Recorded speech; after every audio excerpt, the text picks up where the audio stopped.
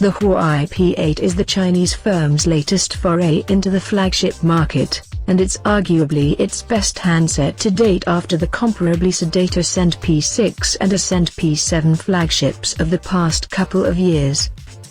The Ascend name has been dropped in favor of the cleaner Huawei P8 moniker, which tidies up its previously messy naming regime. In terms of price, you're looking at €499, $535 for the 16GB model, or €599, $640 for 64GB of internal space, making the Huawei P8 a tad cheaper than the current fleet of 2015 flagships on the market. There's a 5.2-inch Full HD display up front, while the premium metal unibody design comes in at just 6.4mm thick, making the Huawei P8 thinner than the iPhone 6 and Samsung Galaxy S6. Picking up the P8, I found it to be well weighted, manageable in one hand, and indeed it looks and feels premium. The slightly curved edges of the handset provide a little extra grip in the palm, although the completely flat rear and super slim profile means it's not the most comfortable handset to hold. Huawei made a point of saying how solid the aluminium unibody is on the P8, and while there is no obvious signs for concern in terms of bendability, I look forward to seeing others applying more pressure to see if it goes the same way as the iPhone 6 Plus. While the Huawei P8 does sport a premium metal body, it doesn't quite match the same style and grace of the iPhone 6 or HTC One M9. I can't quite put my finger on why this is just yet. I'll need to spend more time with the P8, but it does feel like there's something still missing to really push Huawei into the design stratosphere. The metal power lock key is situated about halfway down the right of the P8, in a slightly recessed tip, making it easier to find when you run a finger along the edge. The volume rocker sits above it, while below are two trays, one for your 4G nano SIM and one for a microSD card up to 128GB in size, which also doubles as a second nano SIM port. There are both single and dual SIM variants of the Huawei P8, so the handset you get may not have the clever second SIM functionality in the microSD bay. You'll be able to pick the Huawei P8 up in 4 colors: Mystic Champagne, Carbon Black, Titanium Grey and Prestige Gold, but the Champagne and Grey only feature on the 16GB model, while Black and Gold are reserved for 64GB. The Full HD display may not match the Galaxy S6 and LG G3 in terms of resolution, but with the Sony Xperia Z3 and HTC One M9 both sporting Full HD panels, it's not really being left behind by the QHD crowd. It's bright, colorful and responsive, making every look clear and easy to read, and bezels have been kept to a relative minimum apart from the area of dead space below the screen. You'd expect to see a physical home key or some touch navigation keys here, but Huawei doesn't deal in home buttons, and it's moved navigation on screen, leaving a bar of blank space. This isn't unique to the P8. Plenty of handsets have additional space on the front, but it's surprising Huawei hasn't seen fit to even stick its logo here. In terms of power, Huawei has opted to stick its own Kirin 930 processor inside the P8, and its 64-bit architecture and 8-core setup along with 3GB of RAM means it's more than ready for the demands of today's applications and games. Moving around the Android 5.0 Lollipop interface, I found the Huawei P8 to be fluid and smooth, although I didn't experience the zip I got on the Galaxy S6 Edge. The software may not quite be a final build, so this could change, but some apps just took an extra millisecond or two to load for me.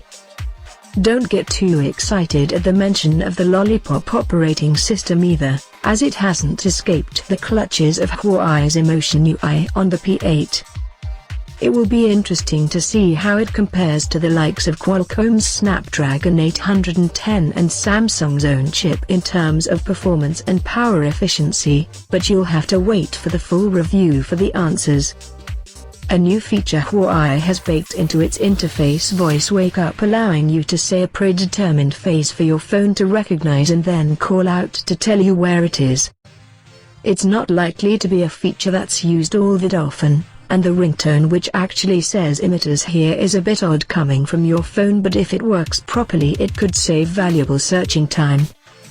There's been a lot of work in the camera department of the Huawei P8, with a host of modes and features packed inside the impossibly slender device. Round the back you'll find a 13MP camera with dual LED flash and always optical image stabilization.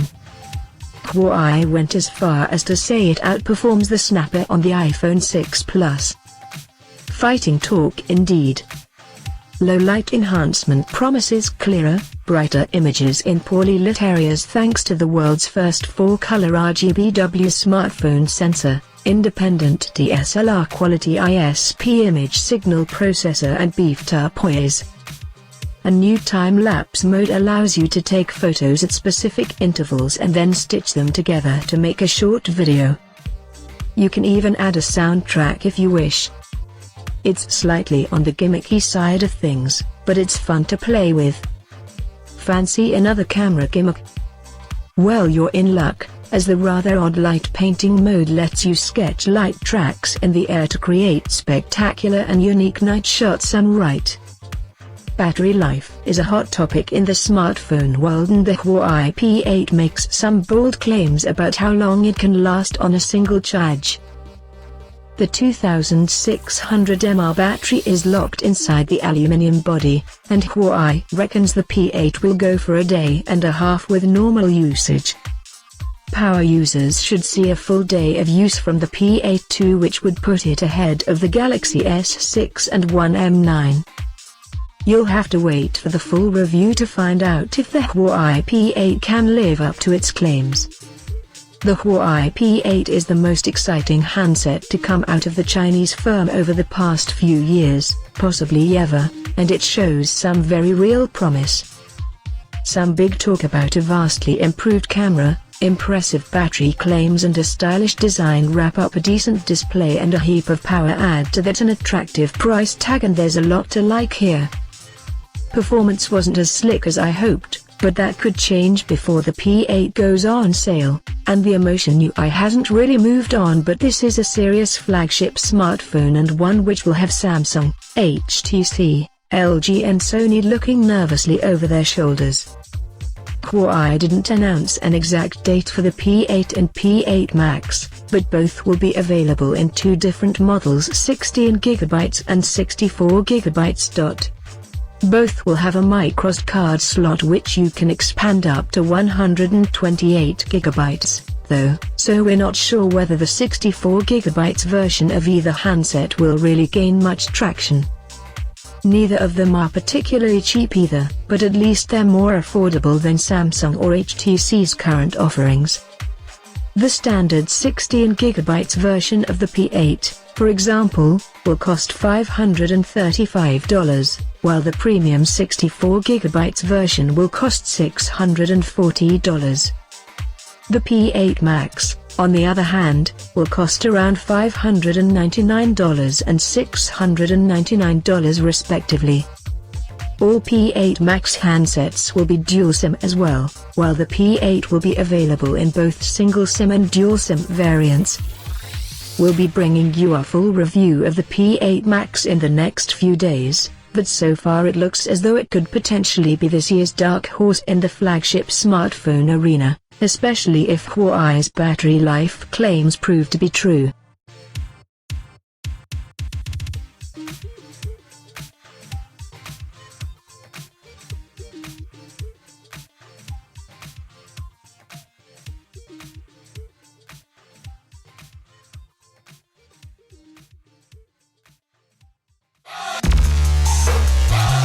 I'm Amy, the TechieTalk YouTube channel.